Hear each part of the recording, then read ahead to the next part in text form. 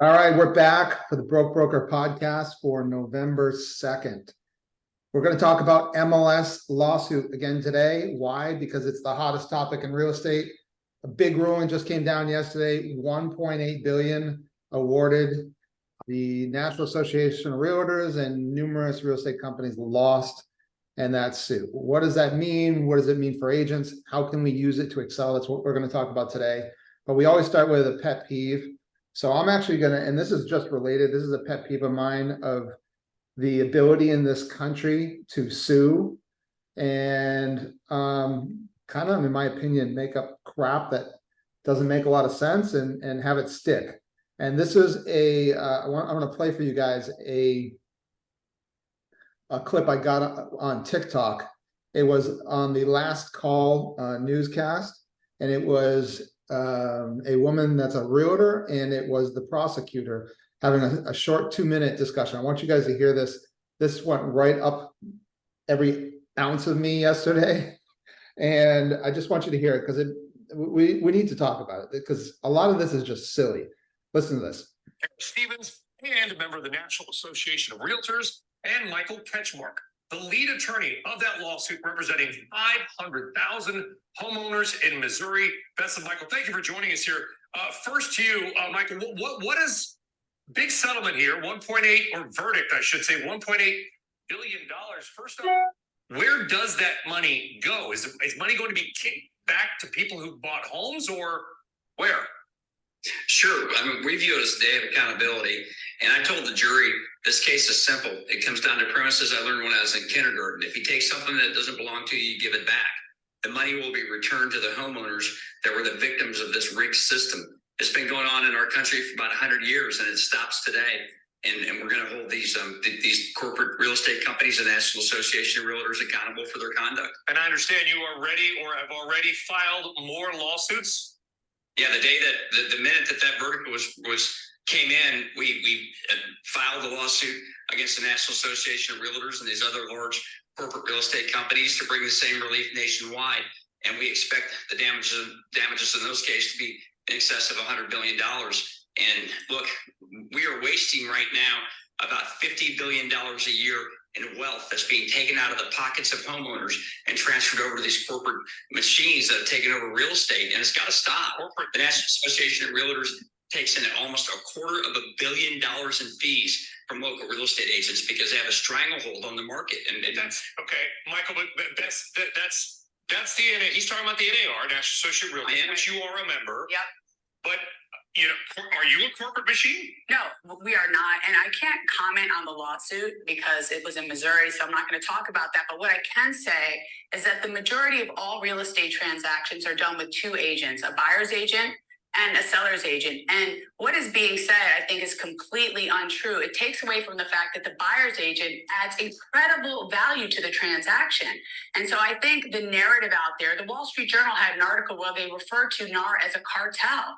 It's ridiculous. And I think there's hardworking agents who are out there representing buyers every day. And this totally takes away from that. And I think it's unfortunate. It's the wrong narrative because we work together. It's cooperation. You get the best price when everybody works together. And I'm sure, Bess, that there's people that obviously you're selling a home, you'd like to pay as little as you could. I mean, everybody wants to pay as little as they can for everything, whatever the asset class is. That's for right. Most people, including myself, I will never buy anything more expensive than my home. This is the most important and complex financial transaction that most of us will ever go through. That's right. And that's why, you have someone, if you're selling your home, you hire someone to represent you. They're your fiduciary. And also buyers want somebody to represent them, to talk to them about the pros and the cons, the neighborhood, the financing, everything. So you want to have two people, just like you would in a divorce. You want to have two people on the side of the transaction. Hopefully this is more of a marriage than a divorce, Beth. But it can be a divorce, So Michael, is your beef with the NAR? Is it with the compensation structure? Do you think that, and we've talked before, that there shouldn't be a buyer's agent, or if they do, the buyer's agent should not be paid by the seller, because that may be the conflict, and maybe if you're a buyer, you actually pay your buyer's agent? We got nothing against buyer's agents. I think they're awesome. But the person they should pay for is the person they're working for.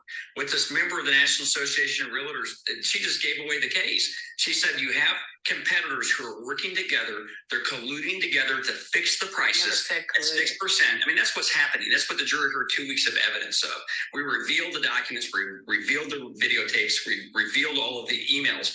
And the CEO of the NAR testified at trial and took the stand, and we exposed him for what he is. It is a cartel. It's a cartel that is not a cartel. I It really is a take cartel that offense is at that. designed. It is not a cartel. I'm sure you do, and I take offense at the fact Well, that the because NAR. listen, in Brooklyn for a long time, there was no They- co-broking. And you know what that they- does? A disservice to the consumer. What you're saying is really Why in offensive, the and United I States take of America are commissions. it is 2 to not 3 a cartel. I'm just telling you, it is not a cartel. Can you answer this question for me? Yes. Why are the commissions in the United States 2 to 3 times higher than the rest of the industrial? Listen, all I introduced evidence commissions at are trial. negotiable. You can negotiate them at any time. There's You don't nothing written in negotiate stone.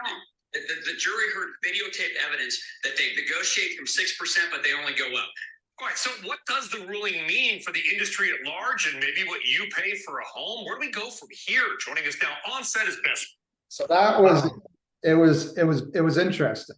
There's a few parts of that I picked up that I wonder who is the legal team that's representing NAR in this, and where did they go wrong? But B, it's like, how does this not get appealed and overturned? Like, sure, I get that there in any business, especially in real estate, there are going to be circumstances where people have colluded or people have price gouged or said that the fees are non-negotiable.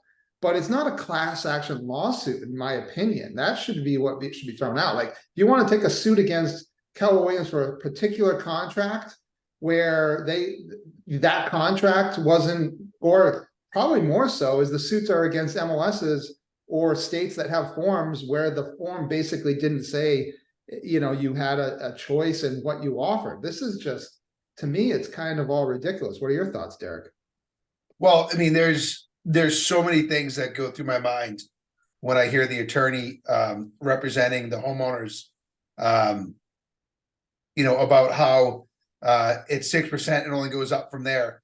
Well, obviously, he's in one small pocket of the country because, you know, everything is a negotiation when it comes to commissions and contracts.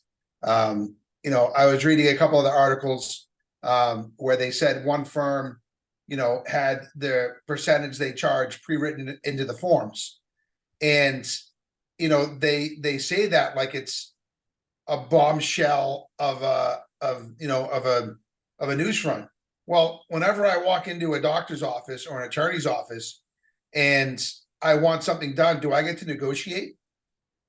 Or are the documents pre-filled out and I have to sign them? You know, I mean, so, you know, they're getting that. I mean, I get it. So I agree, Tracy. This is the lawsuit is far from over. There'll be appeals periods on this. Now, what I do think is going to happen, and it's been happening for years, is it's going to create, you know, disruption in our marketplace. There's a few local broker owners that are already all over Facebook with this, the end of buyer agency. And if you're not working with investors and listings, you're gonna fall off the face of the earth. That's the farthest thing from the truth. You know, when you're working with a professional and someone that wants to buy a home, they want representation. And it's up to us as the agents and the brokers helping our agents to effectively demonstrate our value and articulate what we do for a buyer and for a seller. But yes, I think you're going to see new forms come out where the seller is going to have the option clearly stated if they want to pay a buyer agent or not. And some of those sellers are going to say, no, I don't want to pay. And we're going to have to explain to them some of the ramifications that will happen because of that. You know, Tracy, you've known me a long time. I've always pushed the envelope when it comes to doing things differently in the real estate industry. Back in, you know, 2008 or 9 during the foreclosure crisis, we listed every one of our properties at $99,000 for a round robin auction. Yeah. And put a buyer premium in the MLS. Before we did that, there was no auction tab in our MLS. Yeah. We created the auction tag. Right. I have a couple agents that are now with me that used to work for Zip Realty back in the day. You know, another company that is gone off the face of the earth. But Zip Realty, when he came to work for me, he's like, he almost didn't come to work for me. He goes, you know how much problems you caused me with all the internet leads we got? They wanted to buy the house for $99,000. They didn't read the fine print that it was the opening bid price was $99,000. MLS had a target on my back for years after that. Everything they did, they watched every one of my listings. And then most recently, a couple of years ago, you know, I was part of a coaching program, and they were advocating that we start doing what they want us to do now, which is basically offer out $1 in MLS, and then put a disclaimer to let the buyer agent negotiate their own commission and present it with the offer. Right. I can't tell you how many phone calls and emails and text messages I got from agents asking me if this was a typo. What am I doing? You can't do this. It's against the rules. So the first thing that happens when there's any change is people go up in arms, and you can't do this. This isn't right. And part of the lawsuit I agree with.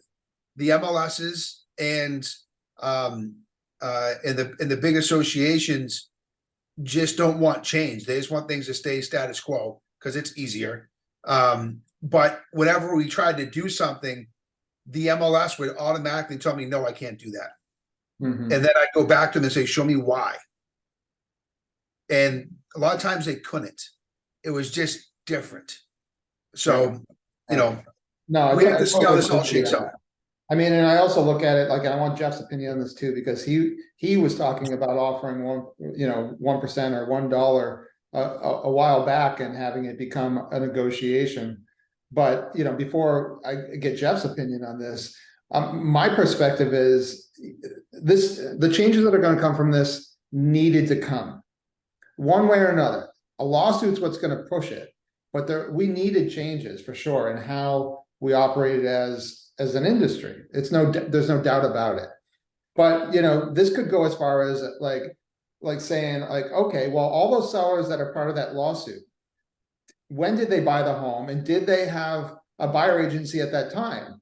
If that's the case, then they got the free benefit in their eyes of the buyer agency when they bought the house, but now they're arguing that they're wrong because they had to pay a buyer's agent when they go to sell it. That just sounds wrong to me. But also, like, what's next? A buyer agent, a buyer class action lawsuit against sellers, because the buyer is the one that brings the money to the table. So you could argue that the buyer is paying the listing agent. Yeah, that contract was predetermined by the seller, and that's not fair to the buyers. So, like, literally, you could spin this the opposite direction and file another whole set of lawsuits against everyone and say, well, no, the buyer was the one bringing the money to the table, so they're the ones that were wronged. What are your thoughts, Jeff? Oh, you're muted there, buddy. Oh, gosh. Sorry about that.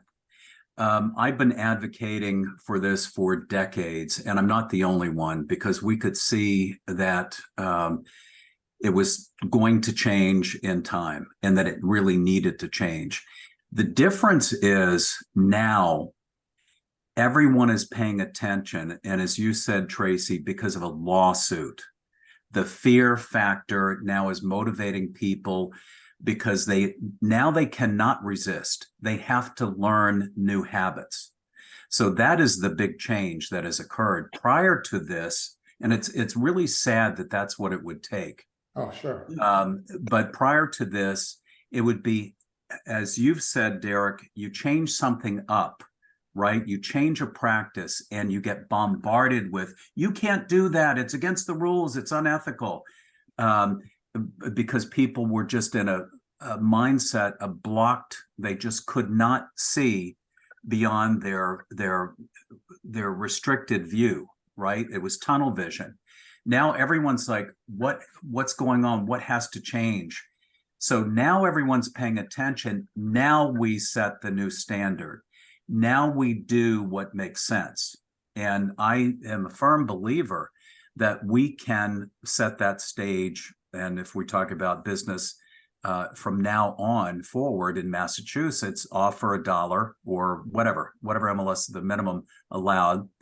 We learn how to have an effective conversation with property owners. We go in and stop me at any time, please, if we talked about it.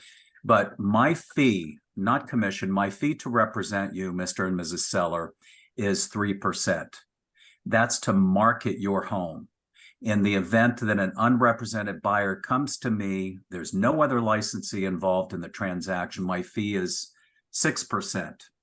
If they need to negotiate, because I have to do all of the work, if I don't have the assistance from a buyer's agent, then my commodities, my time, it will take way more of my time. So I have to charge more. And then you can negotiate there if the consumer needs to feel like they've gotten a deal by negotiating. And then you simply say, and then the fee is determined. You're all set on what your fee is to market. Then you say, typically nowadays, a buyer hires an agent to represent them. In some states, it's required by law that they have a representation agreement. The buyer is responsible for making sure that their agent gets paid. There are two ways that can happen. One is out of pocket at the time of closing. The other is that it come from the transaction. All of the money that shows up at the closing is the buyer's money. Until the buyer puts that sack of money on the closing table, you as a seller have nothing to pay from. You're using the buyer's money to pay off your mortgage if you have one, pay your closing costs, pay your attorneys, pay all of your fees using the buyer's money.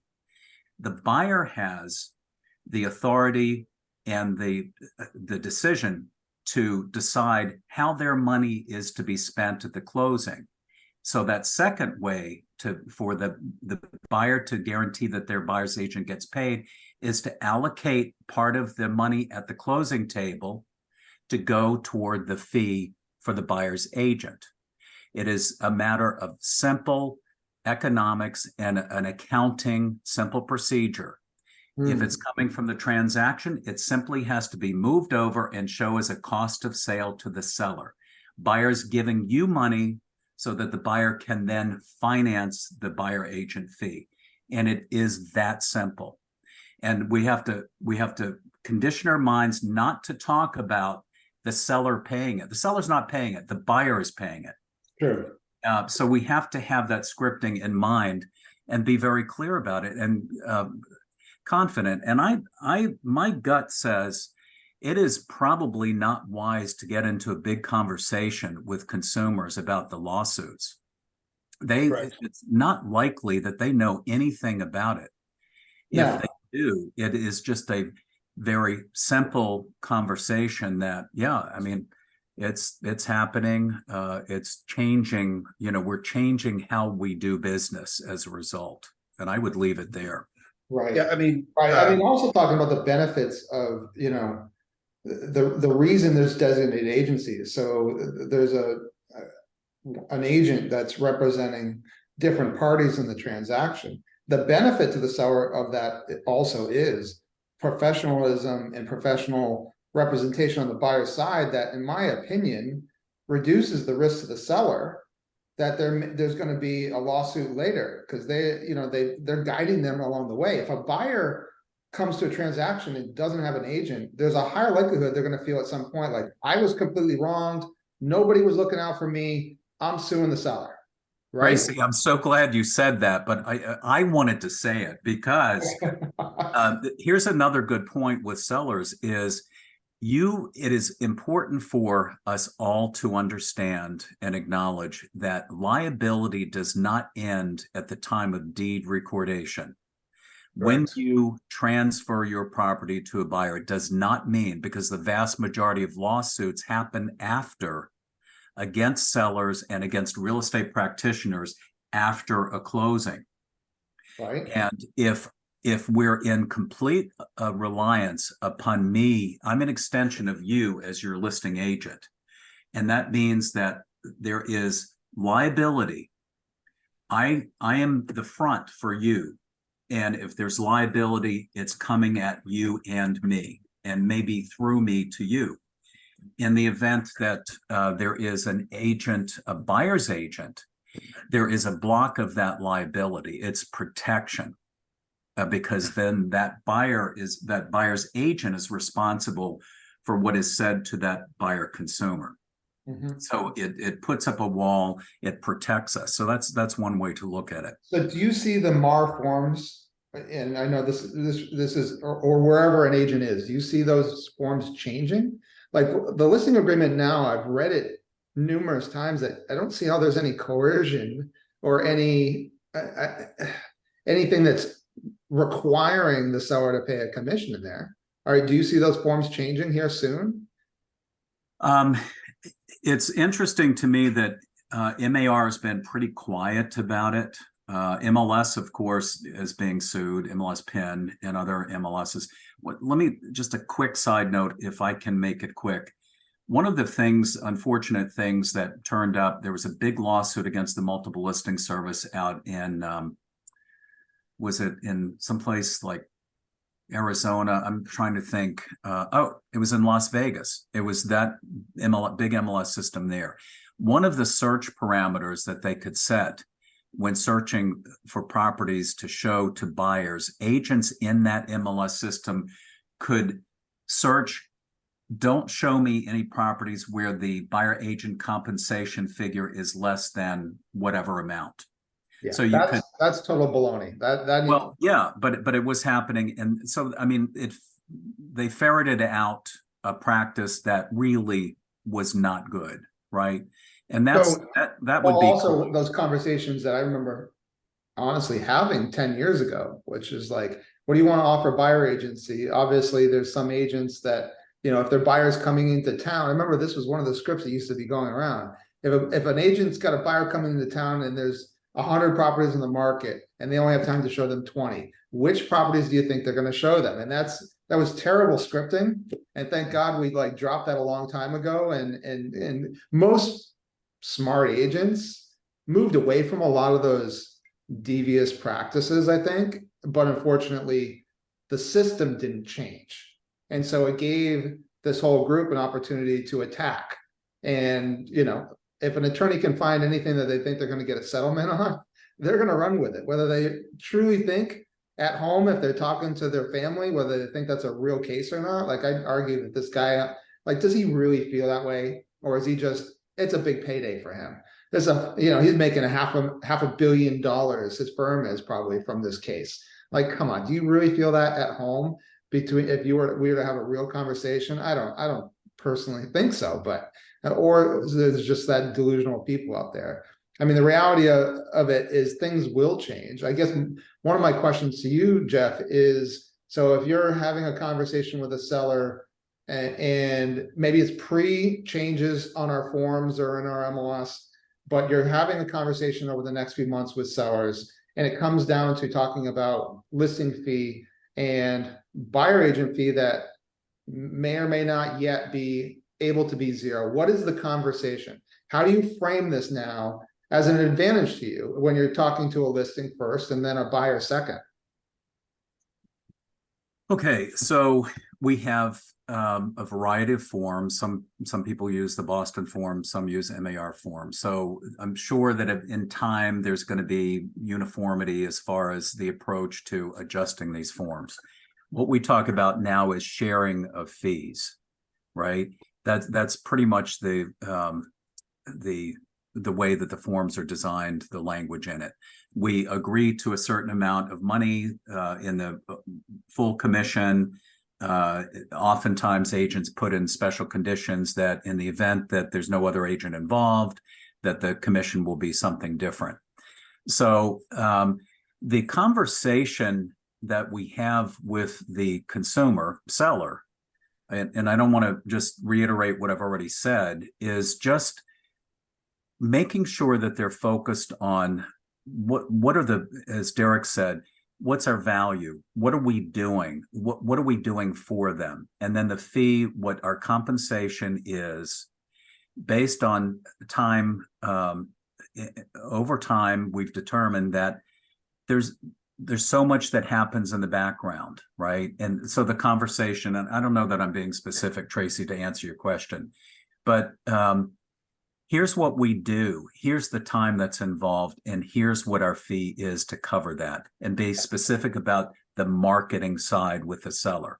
Be specific with, yeah. Yeah, I think even before the forms change, the first conversation is, this is the fee that I charge for my listing services, right? Right. And then the second part of the conversation is the buyer agency. So our forms haven't changed yet. We don't know what the forms look like in the future, but to some degree, they're probably going to say, as a seller, you have a right to offer at nothing or something, right? And that's a discussion between the brokerage or the representative of the brokerage and you, the seller. What do you say to a seller in those cases? Do you now Okay. say, Let's say it is likely that a seller, first of all, if they know anything about these lawsuits, they're not going to have a lot of knowledge.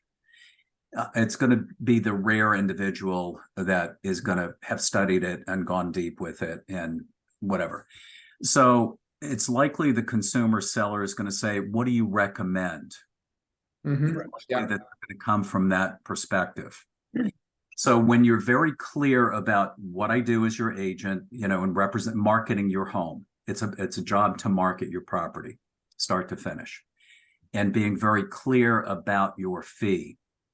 And then separate that, all of the marketing efforts, make sure that that is segregated from the aspect of what is involved when a buyer steps into the picture and the efforts that are necessary on the buyer's side, right? And I don't know that we have always been clear in conversations with sellers of what is involved. I said earlier in my monologue about if, I'm your listing agent, my fee is, and if the buyer comes directly to me, my fee will be because I have to do all the work. Well, what is all of that work? So let's look at what is involved when a buyer steps into the picture, right? So there is the property viewing and all of the information that's exchanged, which sets the stage for liability, depending on who's presenting that information, right? Because it's in reliance upon disclosures that you have made as a seller, I have made as your listing agent. And then the interpretation, how it is that the buyer understands that. So it's from the introduction, which takes time. And if buyers typically now are either they're obligated legally. Now, let me just put in a little caveat here. It's disappointing to me that Massachusetts Board of Registration does not require us to have an exclusive buyer agency agreement in order to provide agency level service, all the old car, which is liability, right? Yep. But anyway, to say that when a buyer engages, nowadays they have agent level service. It may be by contract or not, but it's agent level, meaning that there is a legal fiduciary responsibility and relationship between the buyer and an agent. And here's what that agent does, right? And from start to finish, all the way through, here's what the buyer agent does to assist us to, in a collaborative effort. We're not working against each other. We're two separate sides, but we're moving to a common goal. And here are the tasks and the time and effort that's required. That agent has to be paid some way. Right. Totally. So I guess I'm saying if you break it down to the common goal is important to point out, because this whole that guy talking on that TikTok about how to negotiate against the seller, that's only one small piece of the buyer's agent side of it. It's getting them through all the emotions, making sure their lender's on track, there, a lot of the work of a buyer's agent is to get to that common goal. It's not against the seller. Like, let's see how badly we can screw the seller. And Let me jump in here, Tracy, for a second. yeah, absolutely. You know, so I got 4 points after listening to you guys talk and from the video.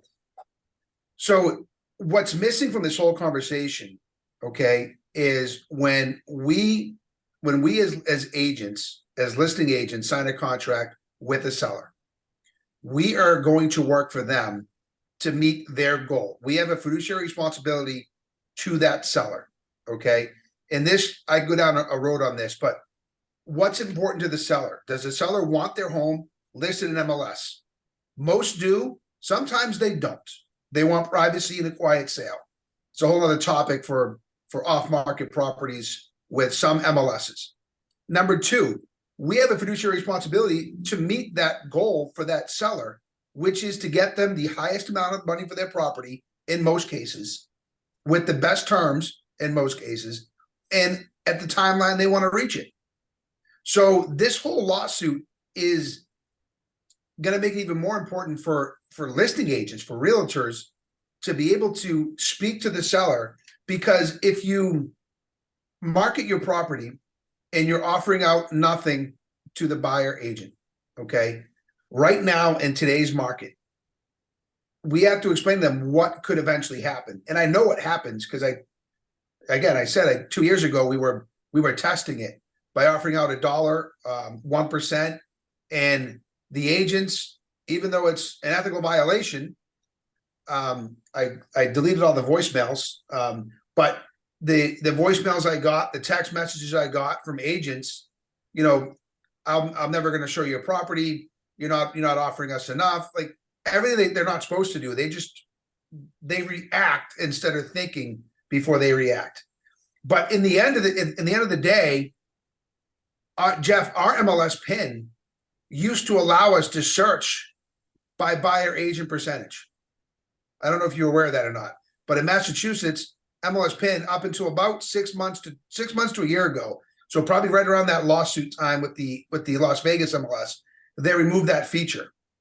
Now I use that feature to show sellers what the competition's offering.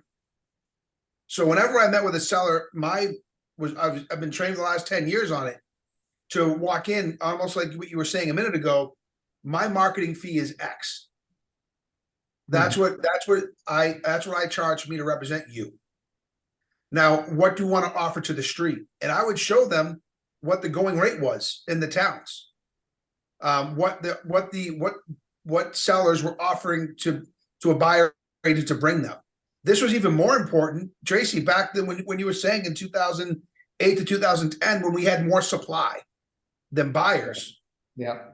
Some sellers would say, well, if everyone's offering 2, I really want to sell my house, offer out 4. Right. So at that time, that was negotiable. It was, If yeah. If the MLS pulled the data, I can guarantee the average of commissions to buyers agents offering in the last 2 years has gone down dramatically. I don't see all that many 2.5s anymore. So to say as an industry it's non-negotiable is total bullshit. It's exactly my point. So you're making my Right. you hit it on the head. Derek, now you've made me think. Thank you.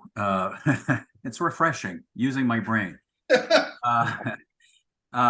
So think about what you were saying, and I know it was customary to do that, to help a seller to accept what it is that we recommend that they offer for a buyer's agent, to make it consistent with what other listing agents and sellers, but it's the reality is our biggest challenge is agent mentality.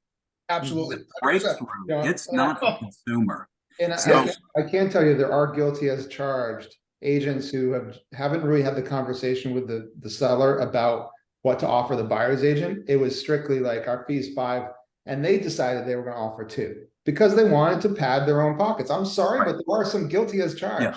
No, and over time, the years, I'm not going to go too deep on this, but I know I can tell you who the companies were who the individuals were who started the slippery slope of greed, right? Of compensation fees to buyers agents going down. And then everyone responds, well, if they're not paying, then I'm not paying.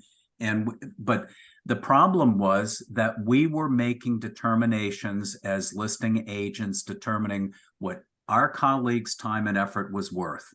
That is what was so wrong about it. Yeah. So now the conversation is, I'm going to suggest, no longer have that suggestion of, what's typically offered in MLS. It doesn't matter. Ideally, we wouldn't be doing it, right? So if it's turn off the faucet. We no longer offer compensation through MLS. I tell you what we discuss, and we negotiate what my fee is to market your home, period. We don't know what the buyer agent fee is until they walk in the door and they tell us, and it comes from the transaction. Right. And it really is that simple. So Jeff, for those of us that have used a buyer agency representation agreement for, let's say, 2.5% or 3%, sold our value, got that, the buyer agreed to it, and it wasn't matched in MLS. A lot of times we were requesting a seller closing cost credit that would go to the buyer side, and then the buyer side would have a line on it for the buyer agency commission. There are ways to solve this problem. I think the problem with this whole thing personally is they're attacking the entire industry. And there probably were some companies and some MLSs that their forms or their practices were out of date, and they probably should lose a lawsuit.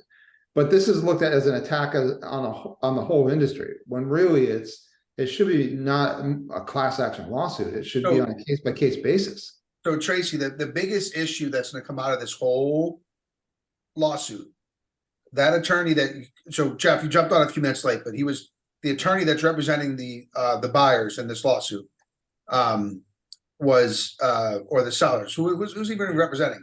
The sellers, right? Sellers. Yeah, sellers, the buyer agent fee. The problem is the buyers are going to lose in this scenario, and it's not going to be the wealthy buyers. Okay, so I talked to 5 lenders in the last 2 days. Okay, I asked them, what's their buckets? What's the percentage of clients they work with? Most of them were 30 to 40% FHA, 3.5% down buyers. Okay, how many of you guys work with conventional? 5 to 10% buyers. That was like another 20, 30, 40% of their buyers, depending on which lender I spoke with. And I asked the other lenders, how many of your buyers put down more than 25%? And it's like a 10% bucket. Okay, it's the sellers that are selling houses that have that equity that they're putting to the next purchase. Okay, where it's going to hurt the struggling first time home buyer in this market is now we're working again. I'm a listing agent working for the seller. Okay, I offer out $1 at MLS, so the buyer agent has to negotiate their commission. I set my fee with the seller. I'm fine. Now it's up to the buyer agents to show their worth and negotiate. Now I get a couple offers on the table. Let's say I'm listing the house for $600,000. I get an offer for $600,000. That buyer is compensating their agent directly.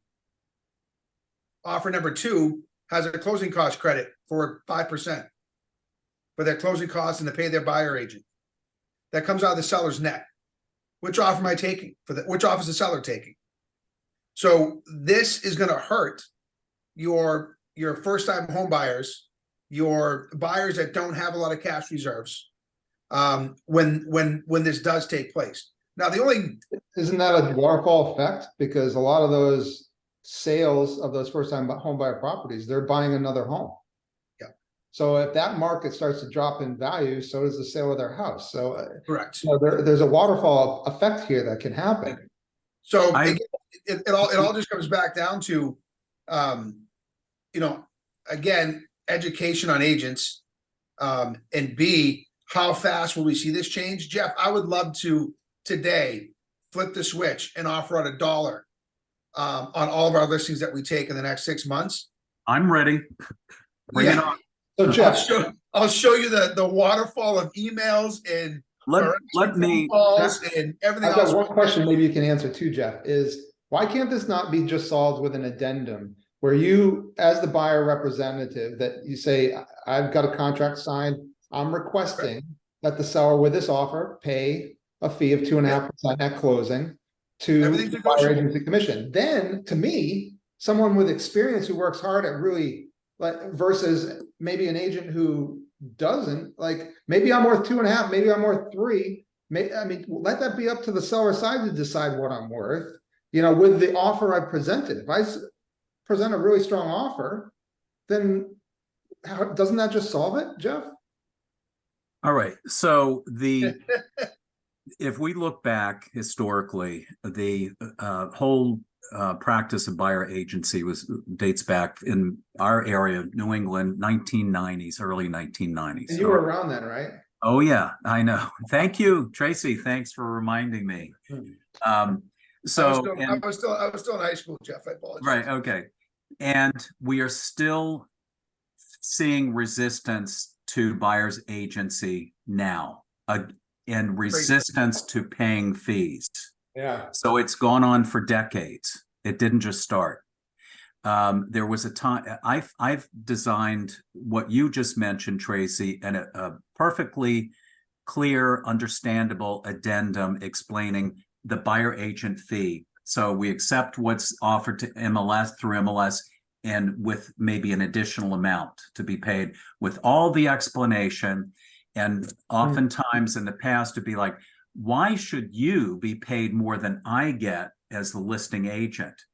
Or the offer comes back accepted in writing and the addendum is blocked. And that was happening, or attorneys were removing the terminology at purchase and sale to block. And that's the mentality of our colleagues. It has been a constant fight because listing agents were deciding and telling their sellers, we have to decide how much a buyer agent's time and effort is worth. So when you eliminate that problem. When you say it's up to the buyer to determine the buyer agent fee, we don't get into that conversation. We're not offering anything. Here's my fee. Here's that structure that we've discussed. That is the conversation the buyer has with their agent. We don't know what it is. It'll be worked into the transaction when they step up. Because then you have a bunch of offers in front of you, and you have offers, and you're going over the offers with the seller. Right. And you say, okay, blank offer is this. They've got a strong pre-approval, local lender. They're putting good down payment money. Their agent's seeking a 2.5% fee be paid at closing. And then you've got this offer, and it may be the same commission. It's just another factor. Okay. Guys, I'm prepared to launch this today. I've been talking about it for decades. I've already created a generic addendum. Derek, you list a property, you say $1, and you say in the firm remarks, and we're talking about MLS PIN, Yep. In the firm remarks, please see the offer instructions, which will explain, how we accept earnest money and everything else, and also the attached commission buyer agent commission agreement that you sign with your buyer, and you tell us, you attach it as an addendum to your offer, and you tell us how much your fee is so we can negotiate it into the transaction. Mm-hmm. We don't and just make it that simple. Just you decide. Here's a form. If you don't have an agreement, you don't have to have an agreement. Here's a form. You fill it out, attach it to the offer, and you'll get paid whatever it is. We'll negotiate it out with the seller. We're not going to override your fee, right? It's an element of it's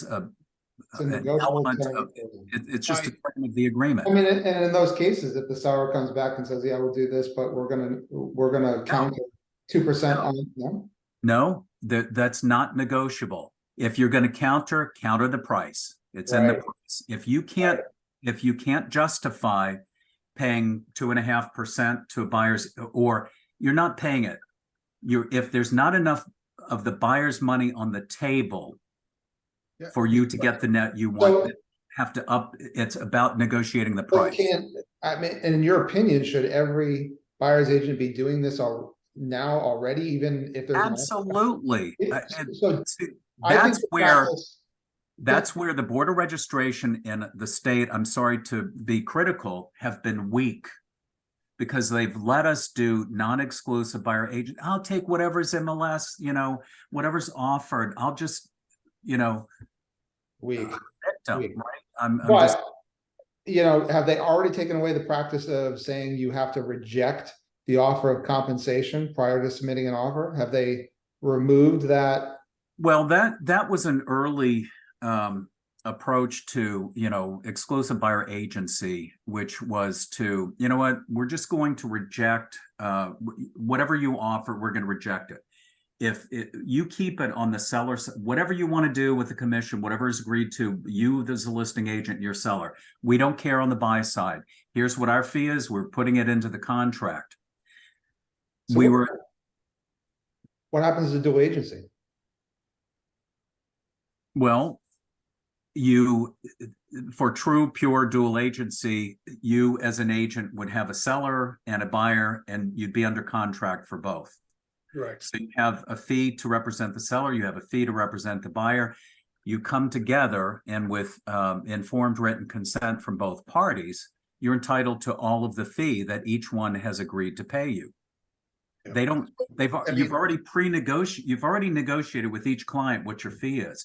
I mean, That's the problem with our system, is that agents have been, they have resisted because they didn't want to have that. They're afraid to have that conversation with buyers. That's the biggest thing. They don't know how to justify their value, to put it in writing and have a contract and make it clear.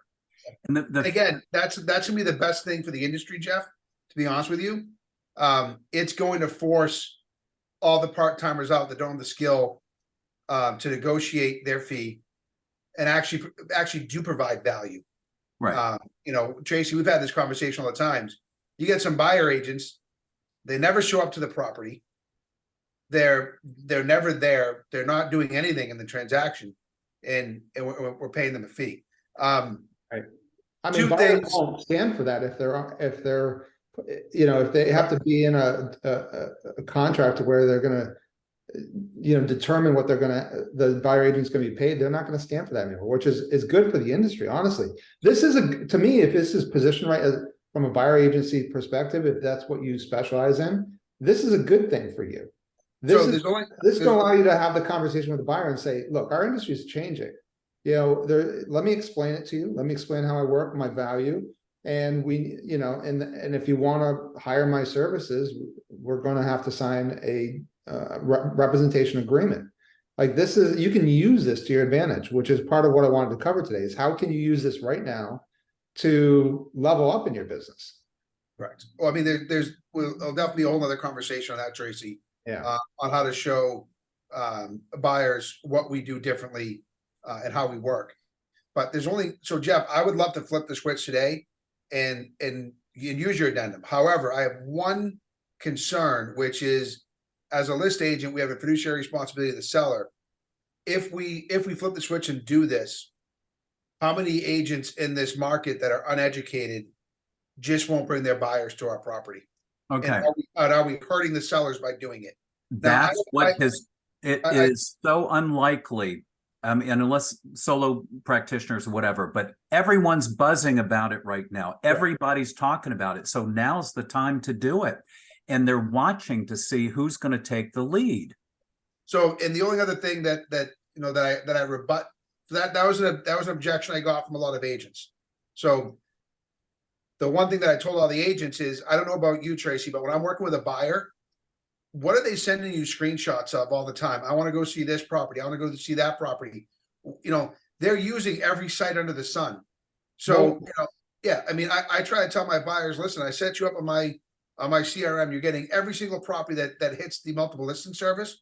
You're getting. You don't have to go to XYZ site and B site and C site.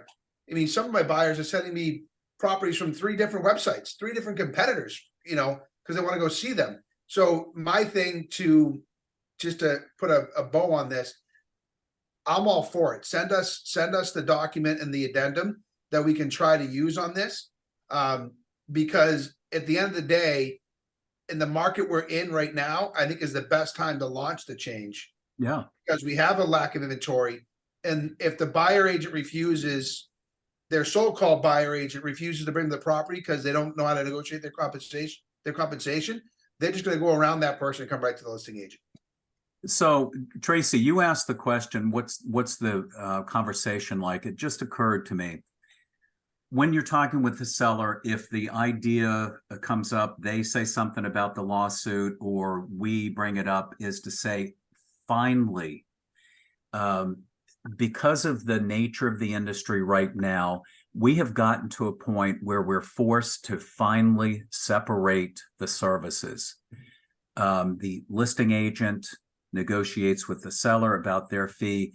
The buyer negotiates with the buyer's agent about their fee. And there is that now separation. It is the great thing that's happening as a result is these two discussions are separated. They needed to be, and finally now they are.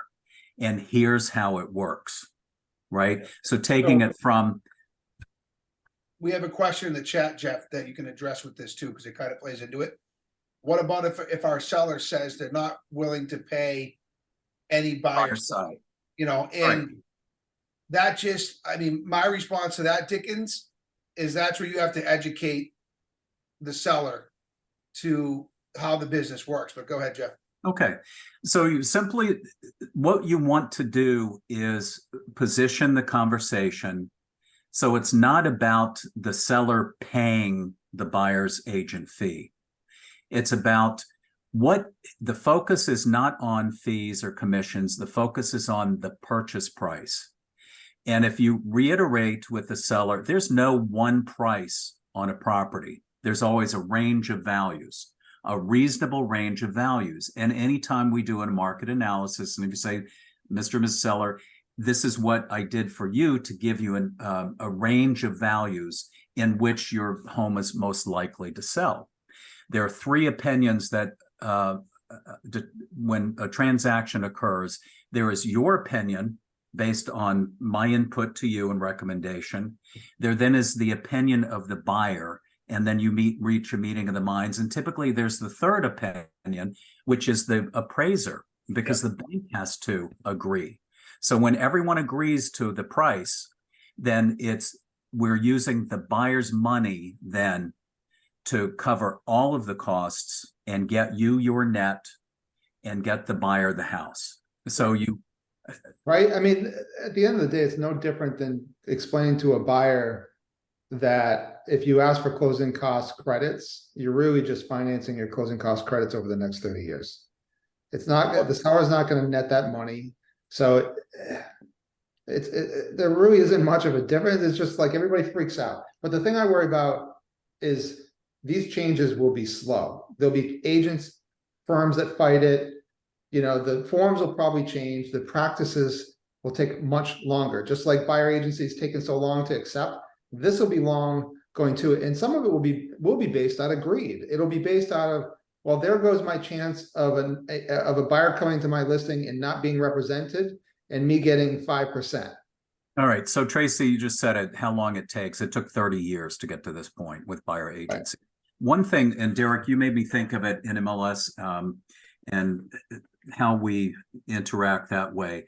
One of the things I fault MLS about, and I hate to say, I'm picking on them, is when they decided to let us determine fees based on net or gross. That was a huge mistake.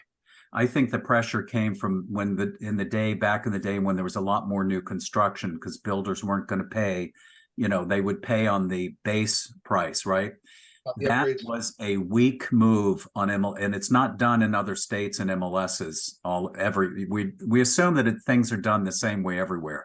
So I think that's going to go away because that's a predetermined. That is a lead-in as a listing agent through a system whereby we predetermine, and it doesn't ever make that much difference. It's not big money, right? I mean, it'll still come down to it's confusing. Everything's negotiable. I mean, we've heard of big builders in other parts of the country only offering 1% for a long period of time. And now I think it was you, Jeff, that told me now they're reversing that because they're looking for buyers in certain parts of the country. Right. So at the end of the day, all this boils down to is the industry is going to have to let everybody know that everything is negotiable. There may be some slight changes. It's going to take a long time. Get ahead of it. As if you're on the buying side, get ahead of it. Show your value more. Get an agency. I want to throw in something else, Derek. You made me think about whatever it was you said. So where does it go from here? How do we change our practices? How long does it take to do that? And I think you brought up a scenario of seller resisting paying the buyer agent fee.